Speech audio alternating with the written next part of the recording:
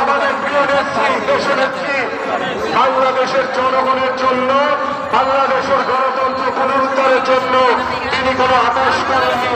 তিনি গণতন্ত্র পুনরুদ্ধারের জন্য মিথ্যা মামলায় দীর্ঘ 6 বছর ধরে কারান্তরীণ অবস্থায় এবং মুক্তির মাধ্যমে বাংলাদেশের গণতন্ত্র মুক্তি পাবে। সবাইকে ধন্যবাদ। বাংলাদেশ জিন্দাবাদ, বাংলাদেশ জাতীয়তাবাদী দল বিএনপি জিন্দাবাদ, দেশের জীবন খালেদা জিয়া জিন্দাবাদ, দেশটা তারেক রহমান জিন্দাবাদ, শহীদ রাষ্ট্রপতি জিয়াউর রহমান জিন্দাবাদ। বাংলাদেশের সরকার ভারপ্রাপ্ত চেয়ারম্যান, বিএনপির ভারপ্রাপ্ত চেয়ারম্যান দেশটা তারেক রহমানের নেতৃত্বে বাংলাদেশ জাতীয়তাবাদী দলের সকল নেতৃবৃন্দ আজকে উজ্জীবিত, সুসংগঠিত, ঐক্যবদ্ধ রয়েছে। ধন্যবাদ সবাইকে। এই লুটপাট করে তারা বেগম পাড়া করছে।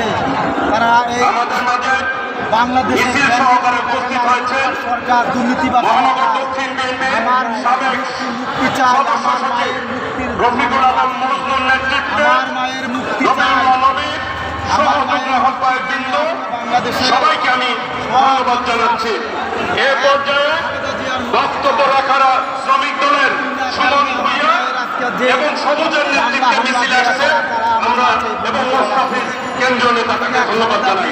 এ পর্যায়ে বক্তব্য রাখবেন মেডিকেল বোর্ডের থেকে বাংলাদেশ জাতীয়তাবাদী দল ঢাকা মহানগর তাদের পায়ের নিচে দক্ষিণ বিএনপির তাদের সাবেক সদস্য সচিব, সাবেক ছাত্রনেতা, সাবেক যুবনেতা জনতা রফিকুল আলম মজনু বক্তব্য রাখবেন। সামনে তাকায় কথা বলেন।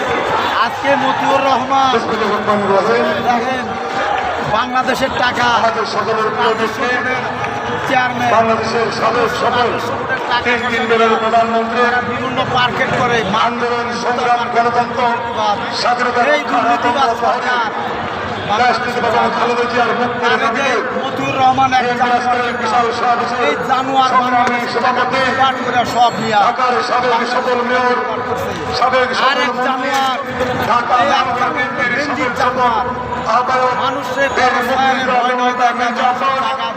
আমাদের মাঝে উপস্থিত আছেন বিএনপির সংগ্রামী মহাসচিব, সাবেক সকল মন্ত্রী, আন্দোলনের সংগ্রামী এই মাফিয়া জাতীয় স্থায়ী কমিটির নেতৃবৃন্দ, কেন্দ্রীয় সংগ্রামী তাই বলতে চাই সংগঠনের নেতৃবৃন্দ, এই তাড়াতাড়ি করে নামা ঢাকা মহানগর বিএনপির পক্ষ থেকে বক্তব্যের শুভেচ্ছা। প্রিয় নেতৃবৃন্দ, কষ্টে আছে দেশ থেকে খালেদা জিয়ার মুক্তির দাবিতে বলছে আমরা ঢাকা মহানগর দক্ষিণ বিএনপি চাই না ঐক্যবদ্ধভাবে এই লাখ টাকা দেশে কুরবানি দেয় আমরা অংশগ্রহণ বাংলাদেশের টাকা আমরা বলতে চাই আর যে কোনো দাম বাড়ায় যে কোনো থেকে বানায় দিয়া পুলিশ আমাদের পুলিশ প্রশাসন দিয়া ক্ষমতায় এই গণতন্ত্র করতে হবে মামলা সেই হামলা মুক্তি এমন একটা অবস্থা হয়ে গেছে আজকে আমরা গণতন্ত্র উদ্ধার করার জন্য আজকে আমরা